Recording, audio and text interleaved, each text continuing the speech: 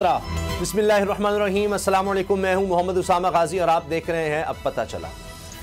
रहने को सदा दहर में आता नहीं कोई, तुम जैसे गए ऐसे भी जाता नहीं कोई। आज उस तारीख साज शख्सियत की याद बनाई जा रही है जिसे दुनिया बेनज़ीर के नाम से याद करती है। जी वही आलम इस्लाम की पहली खातून वज़ीर आज़म बेनज़ीर भुट्टो। सियासत, खिताबत और मतानत जिन्हें अपने वालिद जुल्फ़िकार अली भुट्टो से विरसे में मिली। वही भुट्टो वाला जोशीला अंदाज, बावकार और पुररोब शहीद मोहतरमा बेनज़ीर भुट्टो अपने नाम की तरह बेनज़ीर थे। इनकी शख्सियत के बहुत से पहलू थे और हर पहलू अपनी मिसाल आप है।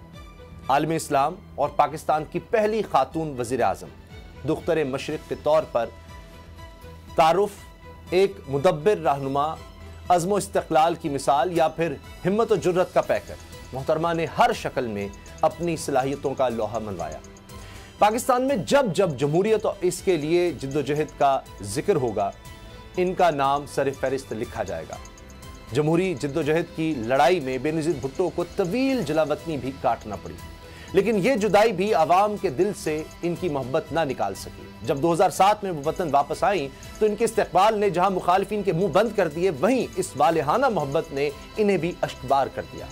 दुश्मन वतन वापसी के बाद से इनकी ताक में था। इसका जो निशाना कारसाज में चूक गया था, वो 27 दिसंबर को लियाकत बाग रावलपिंडी में निशाने पर लगा और पाकिस्तान की बहादुर बेटी वालिद के नक्शे कदम पर चलती हुई जमहूरियत पर कुर्बान हो गई।